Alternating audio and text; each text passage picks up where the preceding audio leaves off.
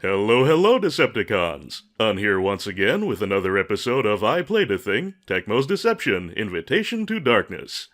Last episode, we got 2 of the 4 possible endings for when Fiona is dead, and so today we're going to get the other 2.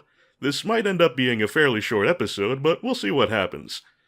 We find ourselves once again in Chapter 26 in the past, with our namesake wanting to know what we're doing here. We are going to tell him once again we want to lock up the Devil's Power, which will lead to some dialogue we've seen before, and we can skip the fight with him. It will immediately end the chapter.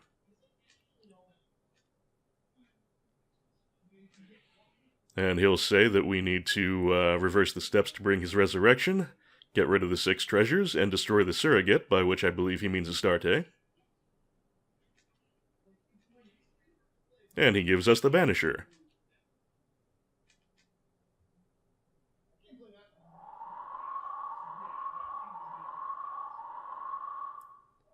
And back to the present we go.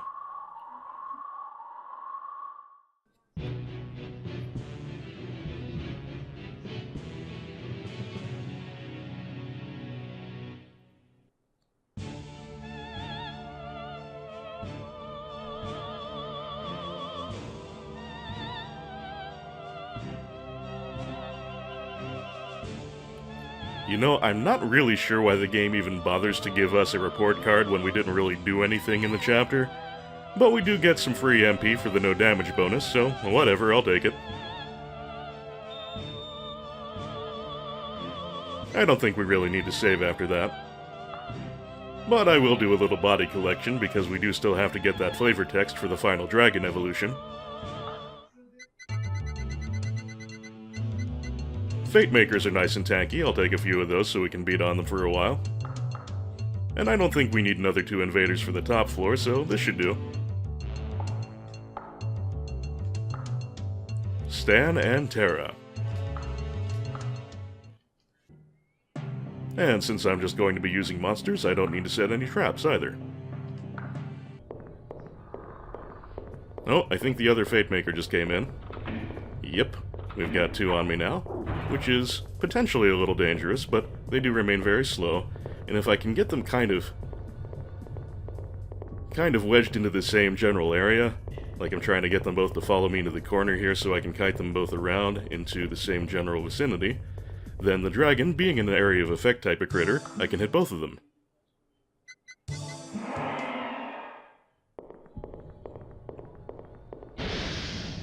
There we go, and that should level it up just a little bit faster. Of course, it'll also make finding space for it more difficult. At least this means I get to demo that area of effect monsters are in fact a thing, because at no other point in the game have I had an opportunity to use one.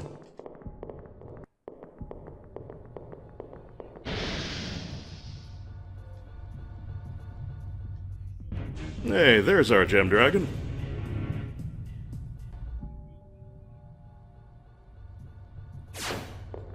And our long-awaited flavor text? The most powerful monster. And it's not wrong, at least in terms of physical damage. It also looks pretty cool, so I'm going to look for an opportunity here to actually summon the thing.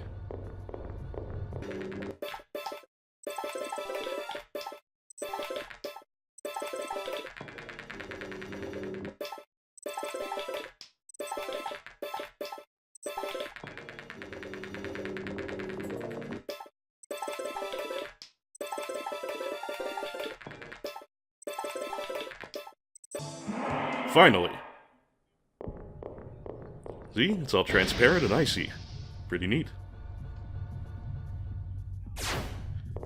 Now that I've got that taken care of, I can break out my other area of effect monster, which being magic-type damage, will be much more effective against these guys. Our friend the Deathtron. Which is also kind of cool looking because it has runes all over it.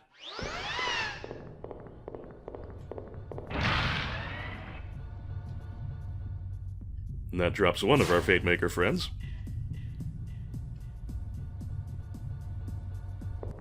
And the other we should be able to efficiently finish off with the Queen Lamia.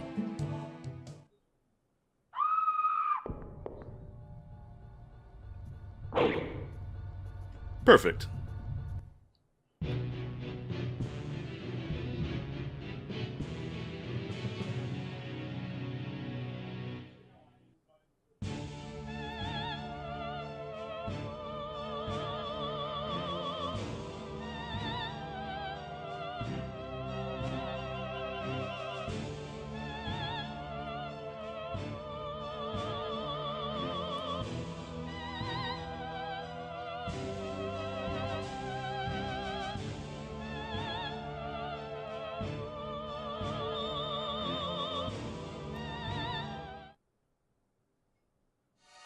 And back to Chapter 27, Apocalypse.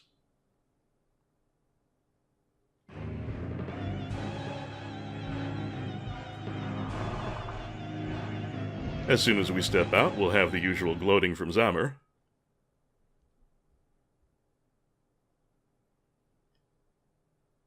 Yeah, you puppet mastered me the whole time, etc., etc., Astarte, get me.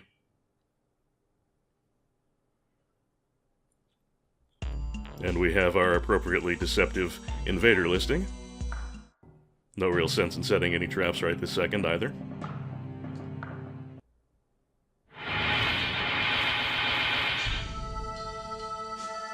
And once again, attempting to sick the demon lady on me does not work out very well for Zammer.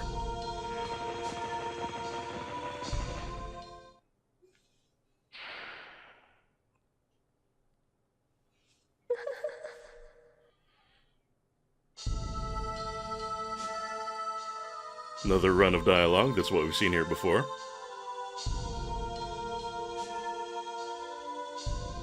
But this time we're going to do something a little different, something we haven't done before.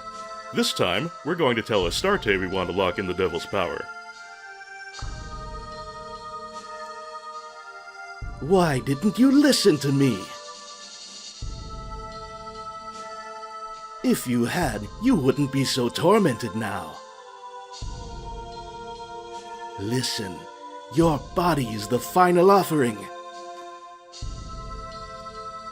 The same blood is coursing through your veins as was in Vlad, who you killed. Actually, no, I didn't kill him at all.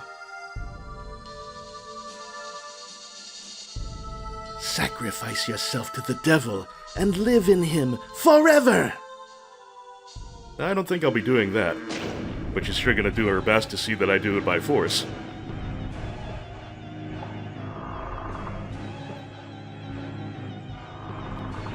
And I, for my part, am going to make a beeline to the strategy room, so I can set a trap or two, but not just any trap. First of all, Astarte is quite fast, as you saw from her zooming after me there. Second, regular traps won't work on her. Fortunately, this is the very purpose for which the Banisher was created. As you can see from the MP there, it's quite expensive, but you can forget about that 10% success. It never fails, and as I mentioned in the previous episode, you don't even have to trigger it. All that you need to do is have her step on it. The hold second's 21, that doesn't really matter either. Once you get her onto the Banisher, it's all over. So what I'm gonna do is place one of them in front of the door here in the Grand Hall, and I think I'll just let her make her way over here and settle right onto it. And look at the huge amount of space you need around it in order to set one. Yeah, I think that'll be very sufficient. Okay, it looks like our naughty blue friend is on her way. Just a little bit of waiting left and we'll have a nice surprise waiting for her when she steps in.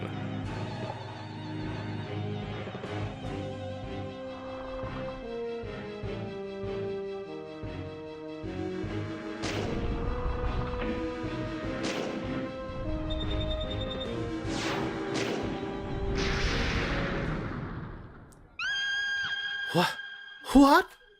I've lost my power! You don't even have the sword!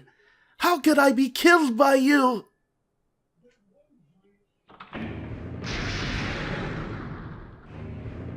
I really don't need to worry about hammering on the button. There's more than enough time to bring her down without any intervention on my part.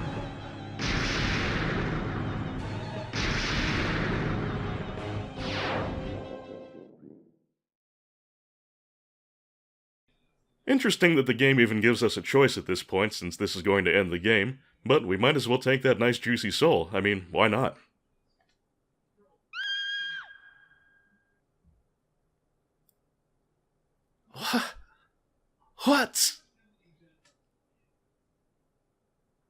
What's happening? How can I be killed by a mere mortal?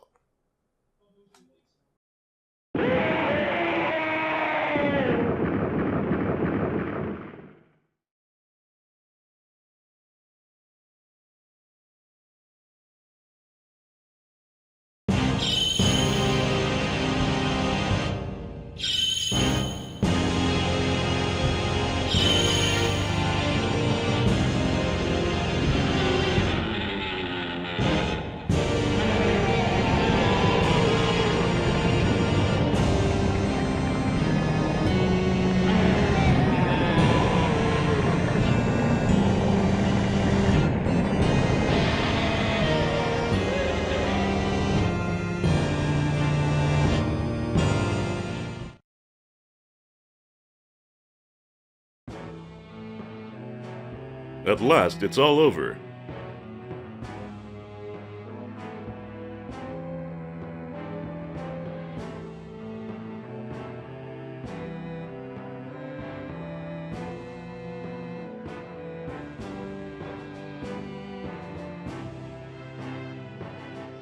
But so many innocent lives were lost.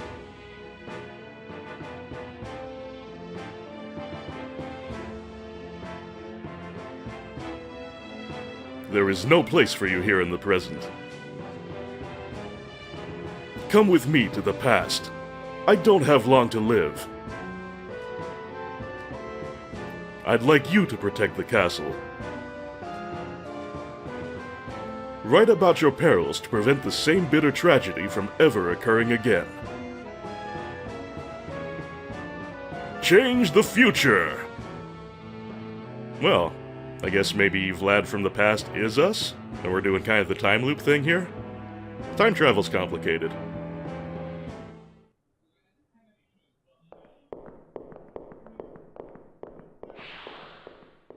Come with me. You owe it to the world to atone for the sins of your past.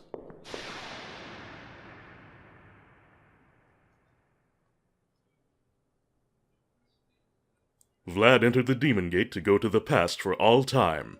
What became of him then? Only the walls inside the Castle of the Damned could tell us.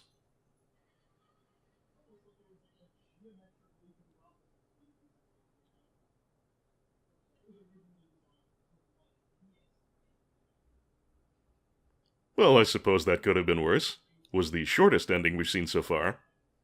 But, yeah, I'm assuming that means that Vlad from the past is actually Vlad from the present, and we kind of go back and perpetuate the whole cycle, but I don't really have a good head around this whole time travel thing, so maybe I'm missing something. Anyway, that leaves just one Fiona is dead ending left, so let's get right down to it. Well, here we are once more at the turning point of Chapter 26, confronting past Vlad, who may in fact be present Vlad transported to the past, however that works. And this time we're going to tell him that we're here to resurrect the devil, just as we did the first time. And as usual, that's going to kind of piss him off.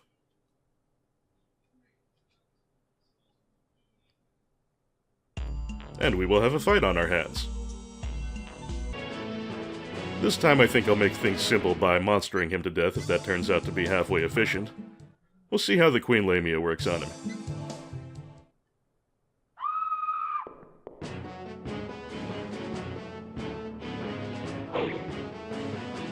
Pretty well. Not quite as well as a Firefoot, but it's easier to hit him with one.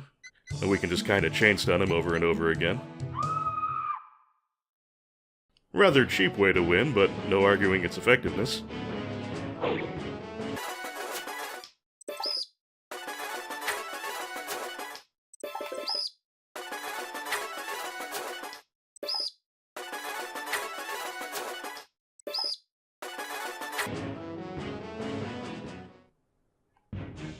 And we get her up to Naga Queen. Everyone wins.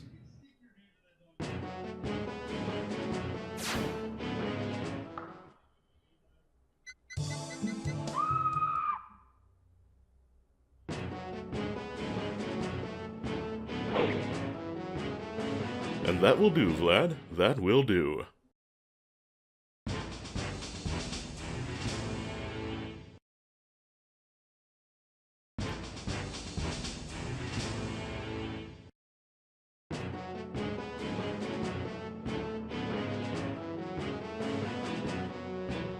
And even though we weren't given it willingly this time, we do once again get the Banisher.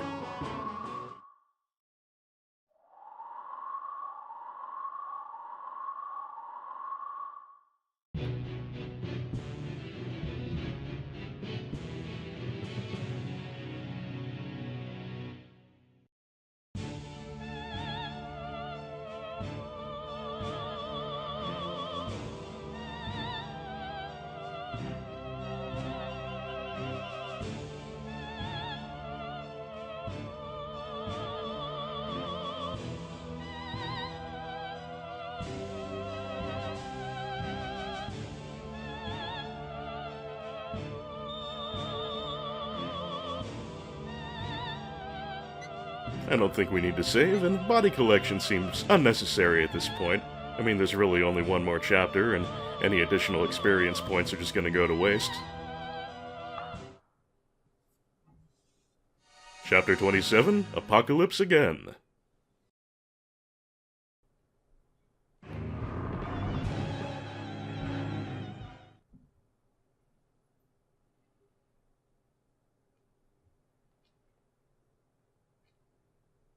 And we get the usual mustache twirling from Zammer.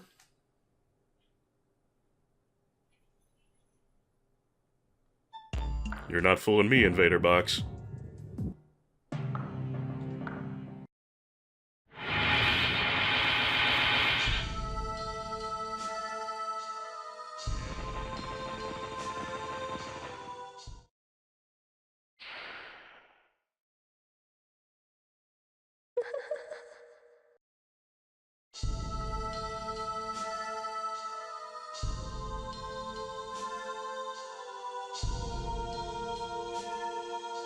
Now, if you've been paying attention, you can probably guess what we're going to do here. There's really only one combination of choices left in the Fiona is dead turning points.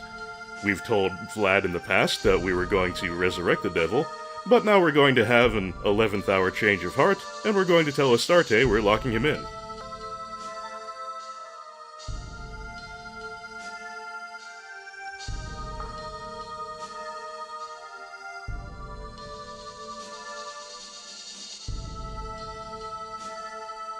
And this time she's actually accurate when she says we killed Vlad. Later.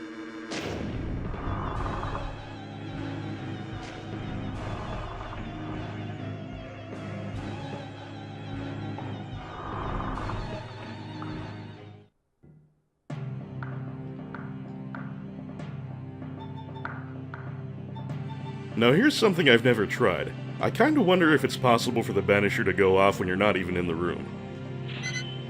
She's gonna have to come this way, I think, so let's give it a try.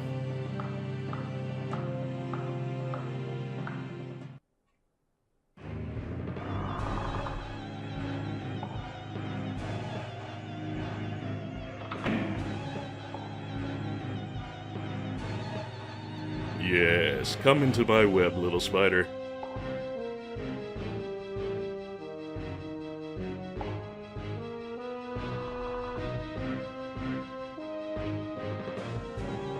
Nope, she stepped right over it. We have to actually be witness to the capture. Good to know.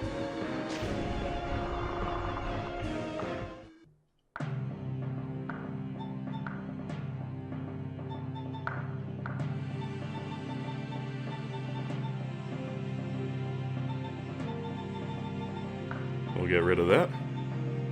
We'll put the other one right in here, as we did before. And that should take care of it, I think. Assuming I can get out there in time.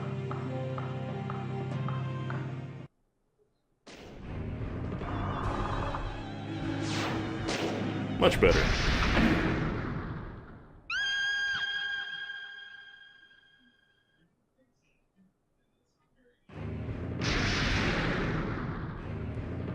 La-di-da. Just gonna stand here while the Banisher does its work. Give my button mashing finger a rest.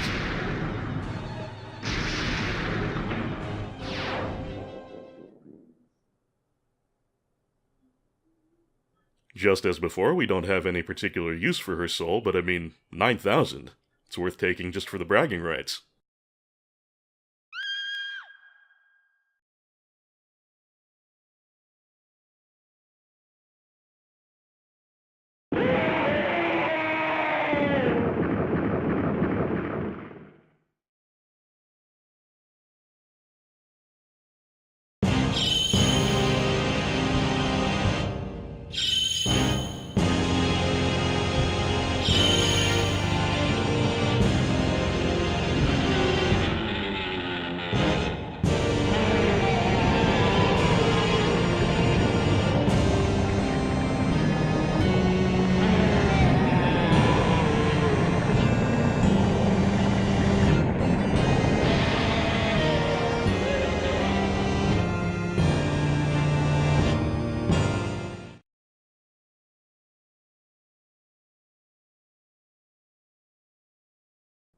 There we go. Though the Lord of Darkness has been contained, so much has been lost. So much that will never be regained.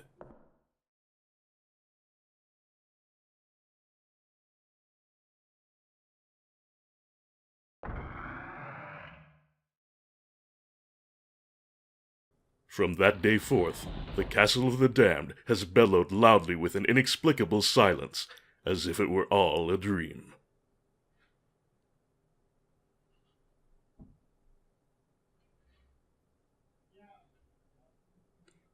After shutting away the demon, Vlad deserted the Castle of the Damned for new lands, trying in some desperate way to repay his sinful debt to the world, the very same world he nearly destroyed.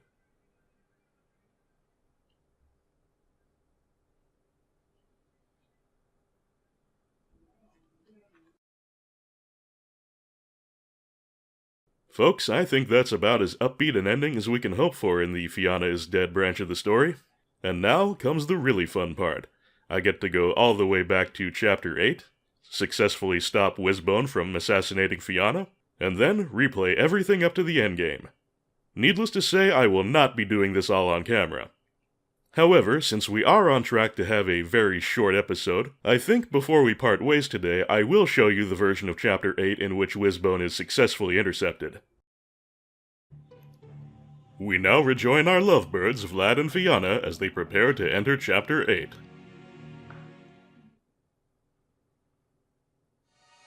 The Resurrection.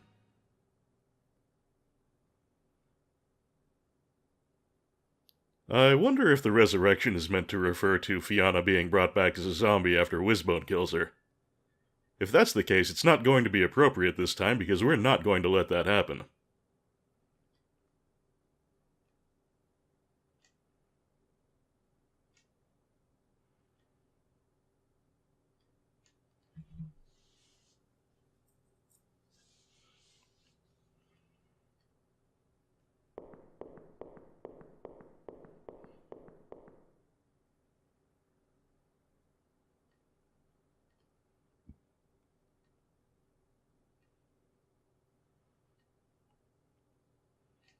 You're not pulling that off this time, Wizbone. I'm not having it.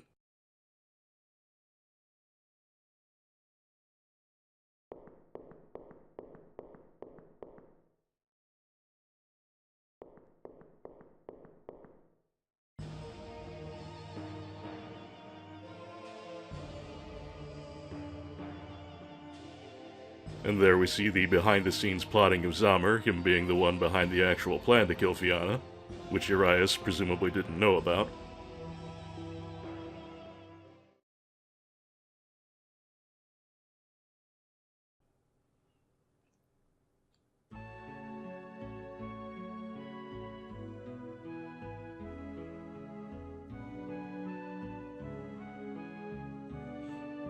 We are gonna save Fiona this time, but we're gonna be a real jerk to her first. Sleep in a coffin.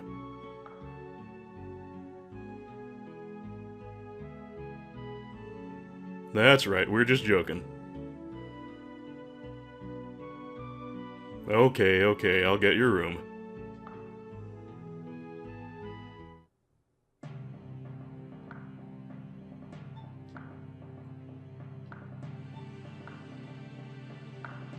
We can now add a bedroom, but let's see what she thinks if we add it to the upper floor. We can tuck that away right in the little hollow area right here.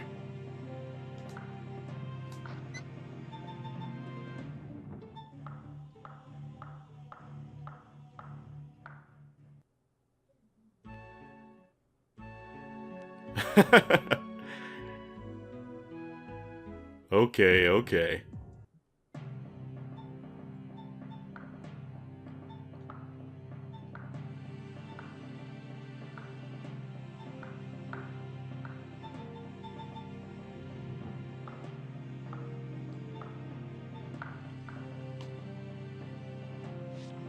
Actually, I'm gonna get rid of the second floor one just to keep my layout relatively simple.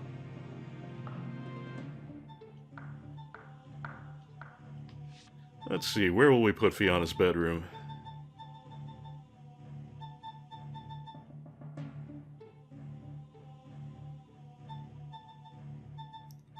We'll give it a place of honor right over here by the power room. There we go.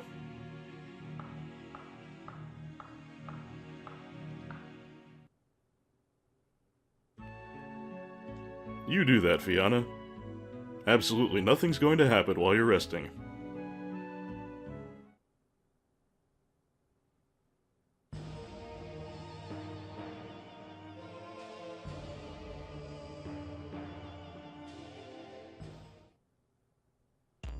Now you, jerkass, I've got a bone to pick with you. Teehee. First thing I'm gonna do is save, just in case this all goes to hell.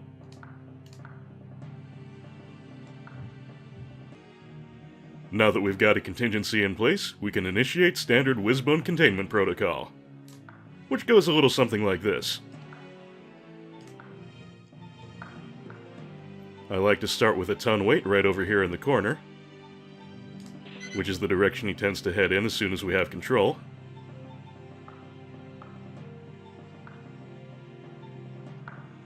There is some RNG involved in all this. You kinda have to hope things hit. We'll put a copper cage. Actually, we can't put a copper cage directly on him, so I will put one just above. I could make this a little easier on myself and just go for the kill without worrying about the whole capturing thing, but I want to suck his soul out. I really want to suck his soul out. So let's give it a try like this, and we can adjust if it doesn't work. But if everything goes according to plan, it should be drop a weight on his head, then drop a cage on his head, and that's about all there is to it.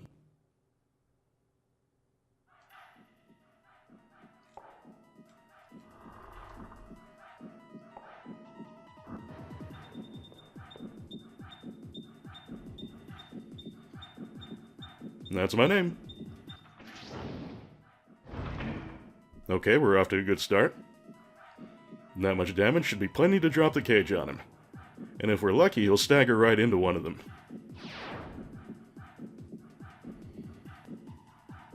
No, I don't want you staggering that way, sir. No, this way, Wizbone. This is the direction. This way, please. Thank you.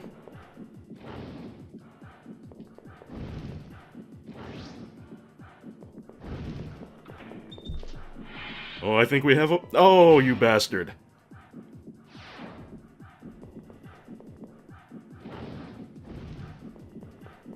Can we still do the 2-minute mark? Can we do it?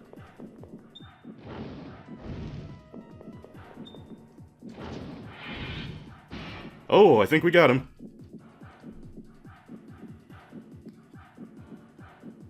I should be able to handle this.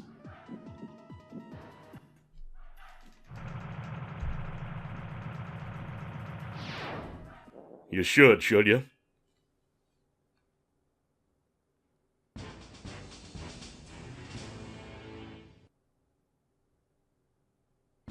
Ah, that was satisfying. It is tempting to put him into a monster, but I think the only thing you can put a wizard into is one of the confusion monsters, and since I'm not showing those off this time, I really don't need to do that. Besides, his soul is very, very tasty.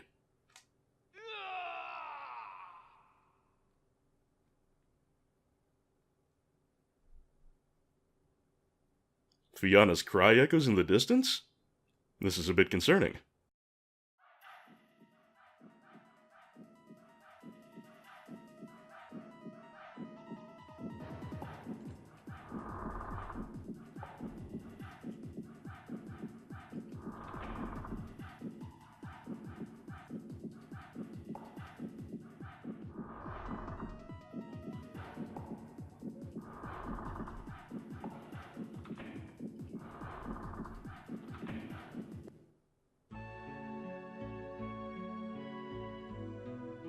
Ah, she's hale and hearty, just a little freaked out. And to be fair, she did just witness me suck someone's soul out. Someone who was trying to kill her, but, really the whole soul-sucking out thing, no matter what the invader's intentions, little weird the first time you see it, I imagine.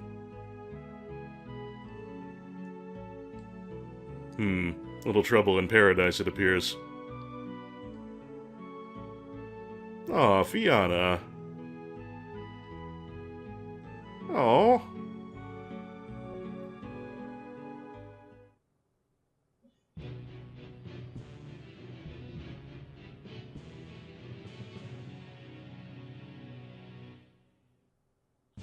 Yep, just because you saved Fiona's life doesn't mean she's gonna stick around.